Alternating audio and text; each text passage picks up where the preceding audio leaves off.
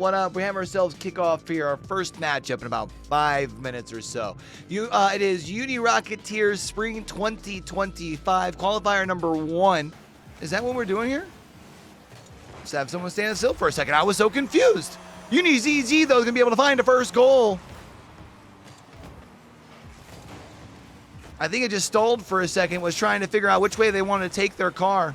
It just seems like as far as early on, when we do see this ball come down into the orange half, it stays down here for a minute. They're doing a good job of being able to keep the pressure down on this side of the field. Hold on, counterattack opportunity, and that's just gonna go in. It's DJ from distance. Despite the fact the amount of pressure that we've seen here from UniZG,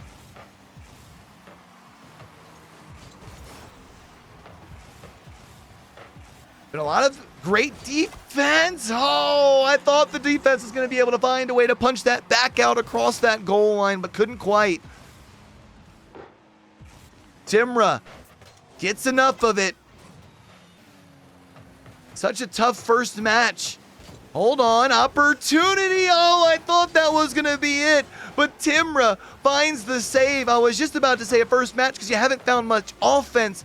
Almost find a way to tie things up late. That's got to be a little heartbreaking as UniZG take game number 1. Game number 2. Maybe some early pressure here, and there it is. It's Timra from UniZG. They only need 11 seconds here in game number 2. You've got time to respond. You've got to make sure that you can keep the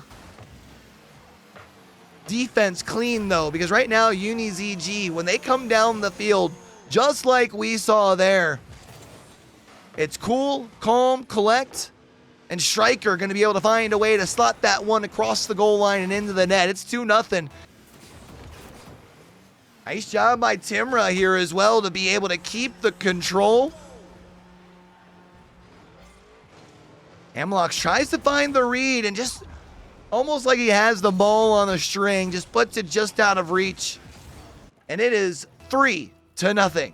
Chill, dog, chill. More pressure here early. Is this going to be a fourth? It is going to be a fourth as UniZG just continues to run it up. This is game number 2, and they refuse to give Team Twente room to breathe. All we got is 2 more games. Nice shot here across. Hold on. Could that be the catalyst for Esport Team 20? One thing that we didn't see them do very much of in game number 1 was to be able to keep the possession down here on this blue half. It's a passing play to open things up. Very awkward situation, but they're at least able to find the touch, but this ball has not left this front right-hand corner of the field. So to say at some point, if you can't find the clear, this UniZG squad will be able to punish you. And that's exactly what they do. What a good pass from Striker to drop that thing right back down to Timra. It feels like you really can't afford any more empty trips, especially when UniZG is going to be able to add a 6th. Run it up, run it up, run it up. This squad seems to be on fire to get things started in open qualifier number 1. What up? How you doing? Happy Thursday. There's Timra. Is going to be able to find that 7th goal. It is indeed your boarding call. We're off to Brazil. Meanwhile, UOS. Hold on. Wait a minute. Bathelona finds themselves an early goal. We'll talk about UOS in just a moment. It's Smart RSS. Is that Smarters? I don't know. That's a banger of a shot, though. Just from distance, puts it towards the net, and it's that easy. Keeps the pressure on temporarily. Here's Smarts. Can you find the angle? No, you can't. Beeping Sheep finds the save, but it is Felt who's able to find the rebound on the opposite side of the goal. 7 saves thus far on the defensive side here for Bathelona. They're still doing a great job being able to keep the pressure forward. Open net. Oh, Urzi almost gets there, gets a nose on it. But the nose ain't gonna be enough. Bathelona could very well already have their eyes set on that. Koi with a pass there to Beeping Sheep. Hits him with the one bouncer. It doesn't need to be fast. It just needs to be effective. And there it is, final 3 seconds of game number 1. One more for the road, officially giving Smart RSS the hat trick here in game number 1. Well, the score from game number 1 no longer matters. We've got 6 players back out on the pitch, 5 minutes on the clock, zeros on either side of the scoreboard. It's game number 2, baby. Let's get down and do what it do. And UOS, steal your Crocs, only need but 4 seconds off of the kickoff as Urzi puts it up on their hood. And then look at the flick of the wrist, finds the back of the net. That's the type of start you're looking for in game number 2.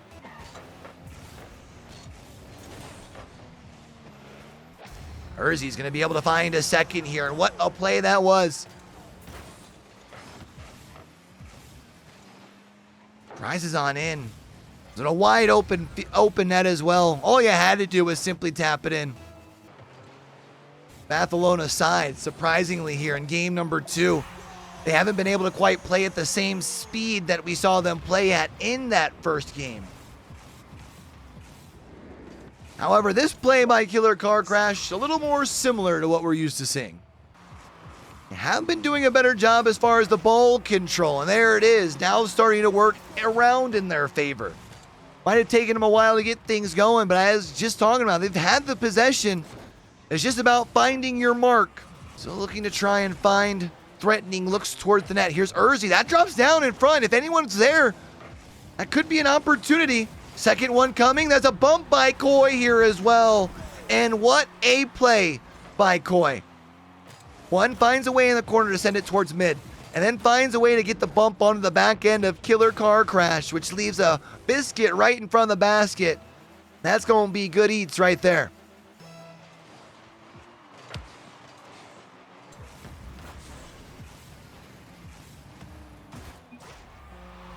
Just off of kickoff, it's that easy. What happens here? Belt just takes it off the side. No one able to rise up. I mean, Urzi tries to get there. Unfortunately, just can't quite find the read. Here's Urzi, though. Does find a way out of the defensive side. Tries to make the solo play. Hold on. Okay, Beeping Sheep is back, but isn't going to be able to rise up in time.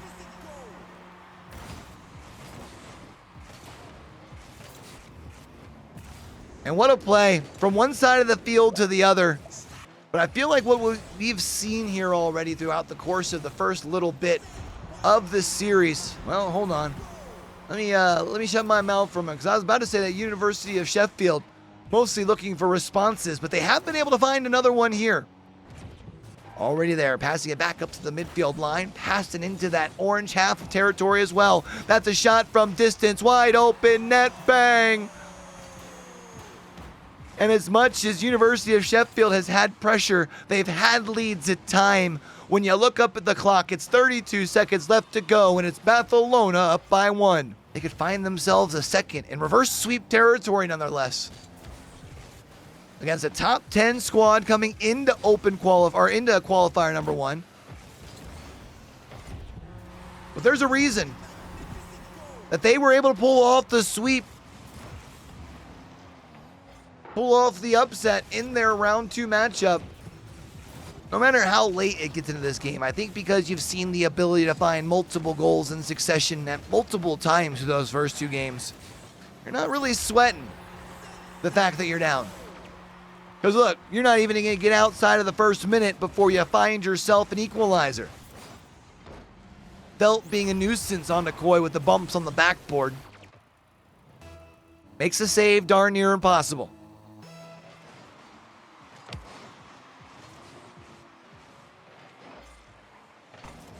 Oh, hold on. That's a dangerous spot here off kickoff. What happened here? First he sends it forward. Oh, just an unfortunate misread from Smart RSS. It's 100 seconds left in game number 3. University of Sheffield trying to at least earn themselves a win. Every run does indeed start with one shot, and this could very well be it.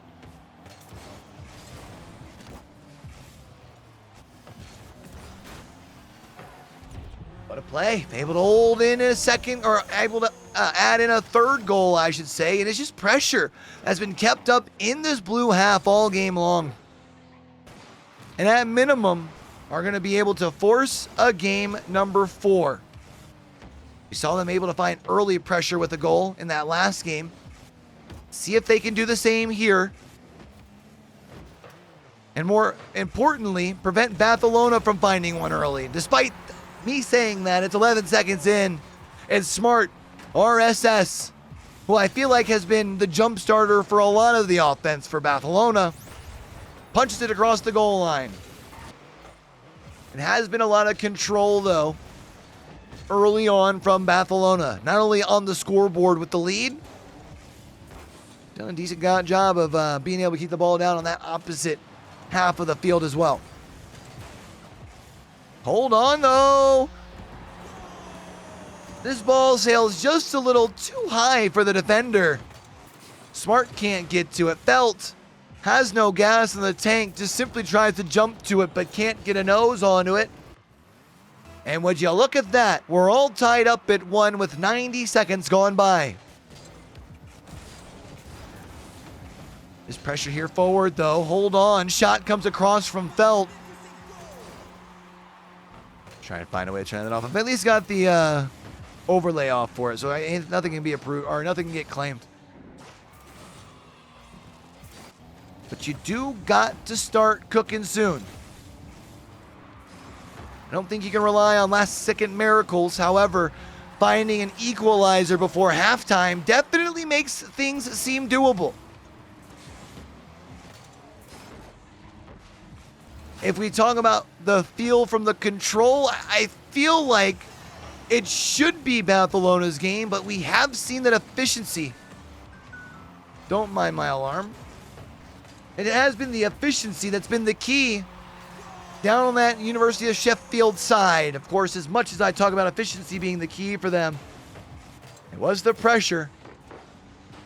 Ends up being just a little bit too much. Bathelona take the lead. 68 seconds left to play. If you're University of Sheffield, you found one upset. Is there any more miracles in your upper bracket run? It does not look like it, as Bathelona win in game number 4. Kekos up in the sky. One touch to leave it towards the middle. Cleverly, one touch leaves it off for Sorius. And Fozza and Napoli are going to be the ones who strike first. Takes a little over 90 seconds. 5 shots is what it takes. That's a lot of pressure in that first 100 seconds of play. We'll be able to seize the control. If it is only temporarily, though, pass back to the middle. Cleverly, almost there, but a kablamo. Sorius, can you find the pinch after the gather? Yes, indeed, you can. Makes it look so easy. Gets just out of room of Batal. Finds the pinch. However, we will see Zarko able to find a relatively quick response off of the kickoff. It's an awkward touch. And Kekos leaves what ends up being a centering touch.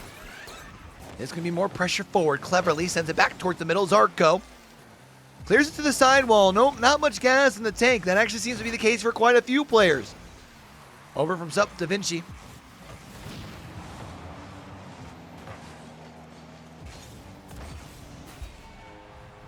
Cleverly going to be able to add a third here. What a play.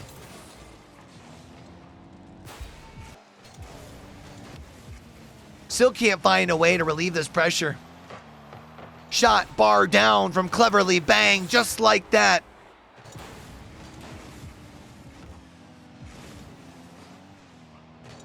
And it's 4-1 here in game number 1. Come from behind in their last series. They'll now have to do something similar here. Of course, this is only game number 1. We talked about it. It's usually more about how you can move in towards game number 2. Could that goal there maybe be something to build on? I'm not quite sure. Feels like that definitely more of a cosmetic goal. You might have a little bit of a break before that qualifying match. in that upper bracket semifinal.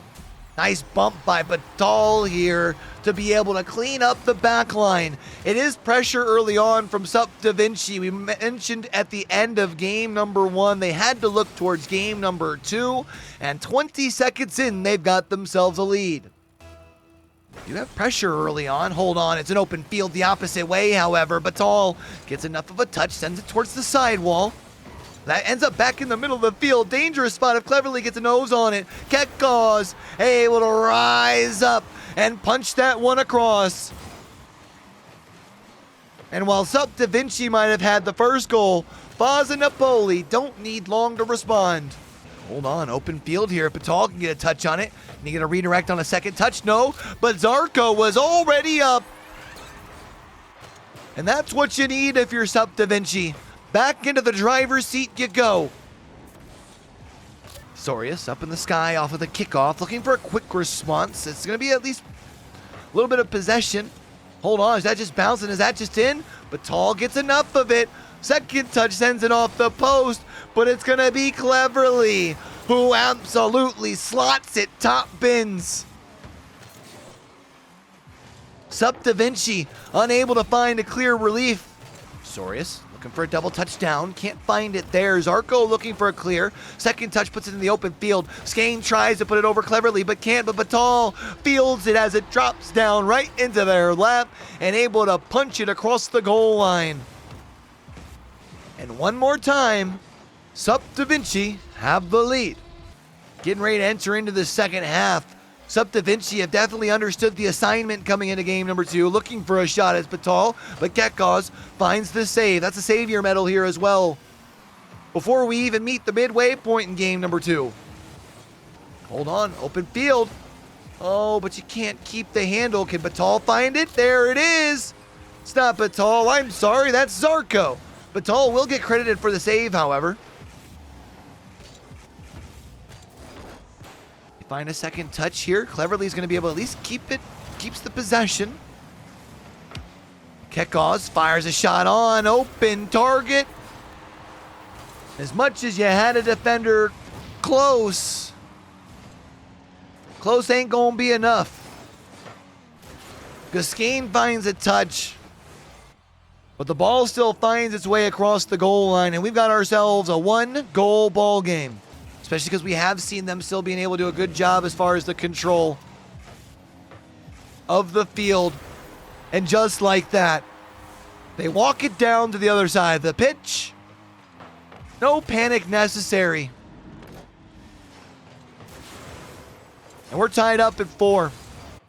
Picking the pockets here is Skane, however, was looking for a pass to Batal, but now it is open field if Kekos can get there. Skane, the only one to beat Skane with no gas in the tank, but has plenty of time to be able to get up onto the backboard and field that one.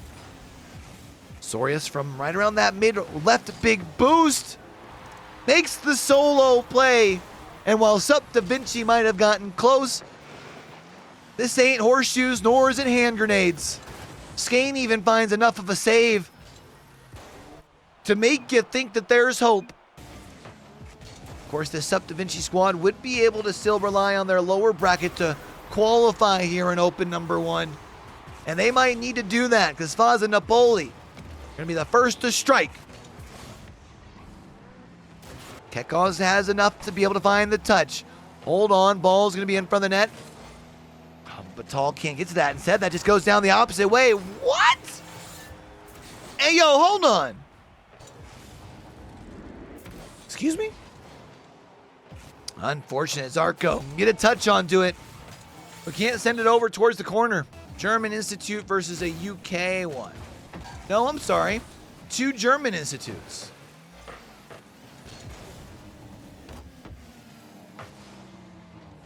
One of these 2 teams will indeed secure themselves a spot in UR Spring for the main event. And the team that is going to drop or to strike first is Dr. Buhmann. Find the decent amount of success, lower bracket quarterfinals, losing to the team that would eventually lose in the grand finals. A team that finished 5th, 6th last time around. So 2 top 6 teams for the lawnmower, KIT SC Lawnmowers. They're going to have to try and find some way to slow down this Dr. Buhmann Academy. Oh, nice pass across. That one couldn't quite find its mark, however. But still, when we talk about pressure, they've been able to play keep away from this KIT SC Lawnmower squad, who have only been able to acquire 2 shots over the first 3 minutes and 45 seconds at this point. And while maybe they haven't necessarily recorded the most of shots, that'll be shot number 6, 3 of them have found the lace.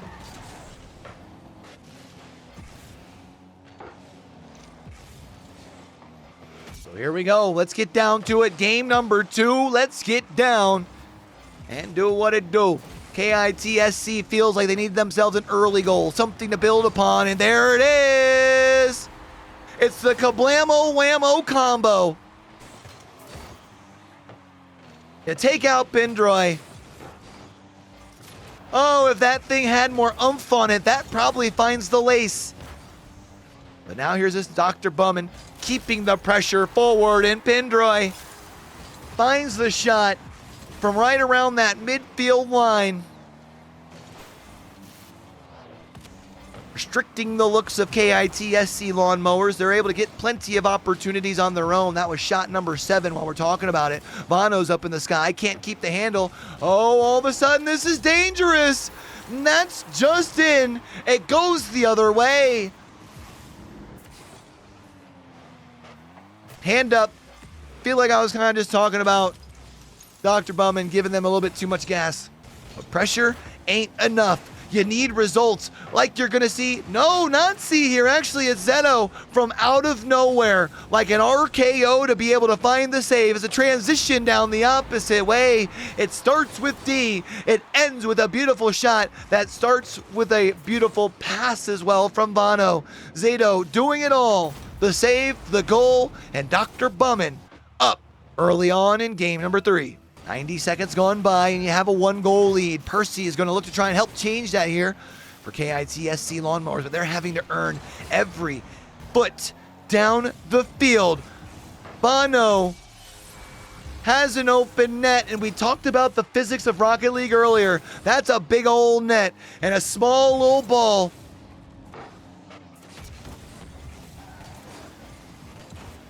Hold on. You add one here. Percy, it felt like that was an opportunity. One you definitely like to have back. But still, with the ball down on this side of the field, Lori Raptor going to be able to slot this thing to that far side of the net. Takes this lead and effectively cuts it in half. But it's that back to basics sort of approach. It allows for this Dr. Buhmann squad to keep consistent, keep the pressure, and eventually going to be able to find the lace late in game number 3. Extends their lead to 2. If it didn't feel like it was over, that certainly has to feel like a nail in the coffin. Dr. Buhmann potentially 5 minutes away from clinching themselves a spot in the main event here for our our UniRocketeers spring event here in 2025. Zeno going to be able to punch it home. Doesn't take him long for Dr. Buhmann. Bigger, faster, stronger, over Mati. And it's just 8 seconds into game number 3. They've got to keep the possession. Isn't going to be the case here. Drop off to Vano. And that's going to be a second goal in 23 seconds here in game number 3. Opening things up, and it feels like Dr. Buhmann looking to make light work of this qualifier matchup. Momentum can be a scary thing in Rocket League, and with over 4 minutes to play, this is far from being done in game 4. And how often we talk about over here with a lot of the Rocket League casting we do, in these best of 5, that team who wins game 4 more often than not ends up winning the series. And I'm not talking about in the situations like Dr. Buhmann who win the series in game number 4. We're talking about for those KIT SC Lawnmower type situations.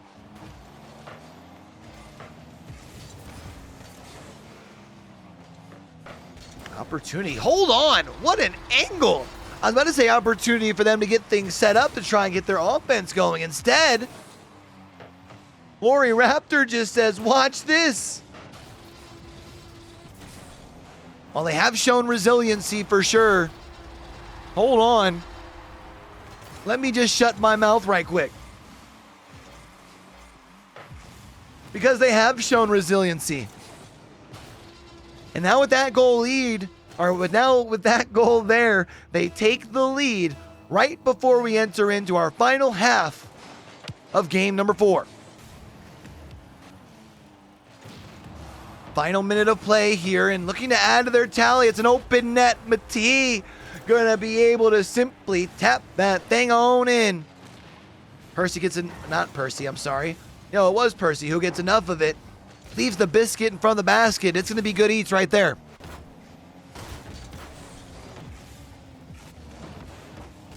All right, that's it. We're doing a 3-minute ad during the break to make sure that we don't get ads during the game for our next one. Bono, however, will be able to break the seal here in game number 5.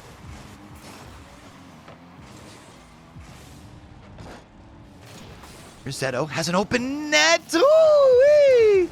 Lori Raptor finds just enough at the end of their octane to be able to get a nose onto that thing. Zetto rises up, punches it across the goal line, and it's now a 2-goal lead. It feels like the first one has to be sooner than later. Maybe here? Yes, indeed. It's Percy who will deliver.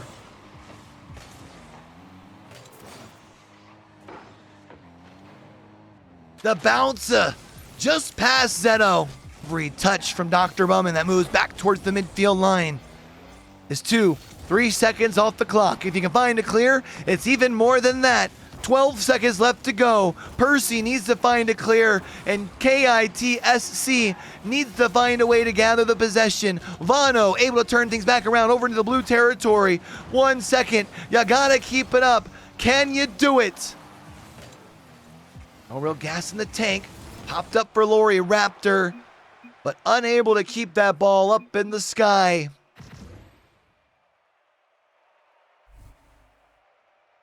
That means it will be Dr. Buhmann, our winter champions, securing themselves a spot in the main event.